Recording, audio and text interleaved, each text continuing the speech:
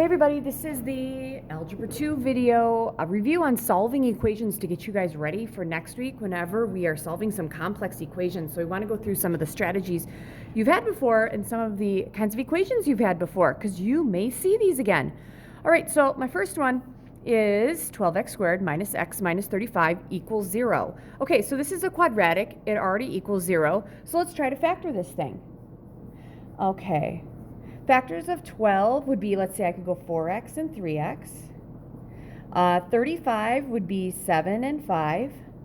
All right, my outside and inside combination, you guys, has to be negative x. For this one, on the outside, I have a 28x. And on the inside, I have a 15x. Well, that's not going to get me to negative x, so that's not going to work. So let's try, before we change these, let's switch these out. So this is going to be a 3 here, and this is going to be a 7 here. All right? So this guy didn't work. I still need my outside and my inside combination to be a negative x. So on the outside, I have a 4x times 3. That's a 12x. And on the inside is a 7. No, I should have a 5 here. My bad. I don't know. I put a 3 probably because I was thinking 3 there. Sorry. All right. So here we go. On the outside, 4x times 5 is a 20x. And on the inside, 7 times a 3x is a 21x. If we make this negative 21 plus 20, that gives me the negative x I need. So negative 21 would have to be here because that'd be negative 7 times 3. And then plus 5 because that would be 4x times 5 is positive 20. So the next thing we're going to do is set each of these factors equal to 0. Because if the factor equals 0, then the whole thing would equal 0. All right, and here I'm going to add 7. Divide it by 4. X equals 7/4. And here, what I'm going to do is I'm going to subtract 5 and divide it by 3. All right, so there you go. That is my first one. Hopefully that makes sense. So we got a little fractions, and we got some fraction for answers, and we got some factoring. So that one was my factoring review.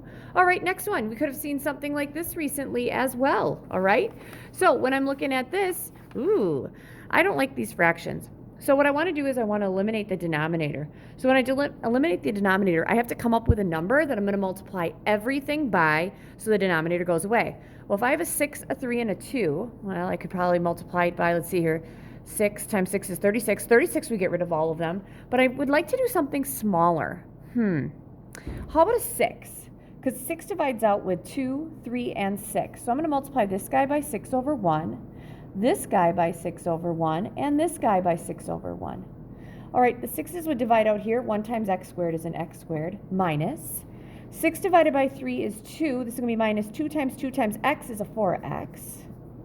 That equals 6 divided by 3, what is that? Or 6 divided by 2 is 3. 15 times 3 is 45. All right, so now I got a quadratic. So how do I solve quadratics? Let's try to factor. So let's subtract 45x from both sides, or 45. So I get x squared minus 4x minus 45 equals 0. Oh, this one's going to be hopefully pretty easy because factors of x squared are x and x. The factors of 45 that add or subtract to 4 would be 9 and 5. All right, on the outside I have a 9x. On the inside I have a 5x. If I make this a negative 9x plus 5x, that gives me a negative 4x. And again, we're going to factor this. I'm going to factor that. Subtract 5 here. X equals negative 5. And add 9 here. X equals 9. And there you go. That is it for that one. So you guys have done some things with getting rid of fractions and decimals. We just did the fractions. All right. Last but not least, this one, absolute value. So I bet you that you guys have not seen this since Algebra 1. So remember that absolute value means it's the distance from 0.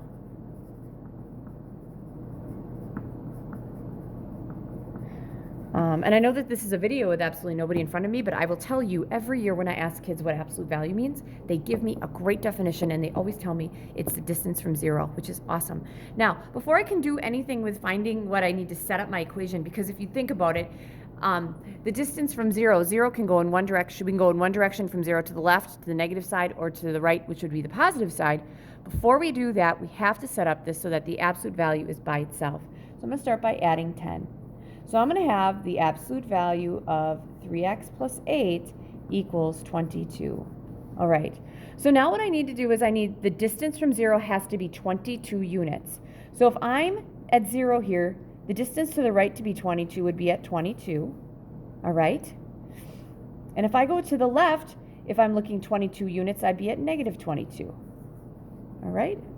Which makes sense. Now, some things that I've done in the past with kids is I've said, okay, let's say I cover this up and I say, what could go in there? What has an absolute value? What can I take the absolute value of and get 22? And they're like, oh, underneath there, it'd be 22 or negative 22. Well, that makes sense because we'd have make it equal to negative 22 or 22, right? So what's under there? 3x plus 8. So 3x plus 8 can be equal to negative 22, or 3x plus 8 can be equal to positive 22. So here I'm going to subtract 8. 3x can be equal to negative, what is that, 30? And divide this by 3. X equals negative 10. And the other one, if I subtract 8 from each side here, 3x equals, what that's going to be, 14 divided by 3. X could be equal to 14 thirds, because either one it could be equal to, okay? So if I check this, if I put negative 10, and actually I can use this guy right here because it's nicer. If I put negative 10 in there, the absolute value of 3 times a negative 10 plus 8. 3 times a negative 10 is going to give me what on negative 30? Plus 8 is going to give me negative 22. The absolute value of negative 22 is 22. That checks. And then the other one I want to check is the absolute value of 3 times my x is 14 thirds. That's going to be plus 8. What does that equal? Hopefully it equals 22. The 3's divide out here, so I get 14 plus 8. The absolute value of 14 plus 8. 14 plus 8 is 22. The absolute value of 22 is 22. That checks, so there you go. All right, so those are some solving equations. You have one where you have absolute value, which has been quite a while. We also did one where you guys were you're going to eliminate some fractions by multiplying each term by the same number. And we just looked at something where we were factoring. All right, so that should be good enough to get you guys ready for next week.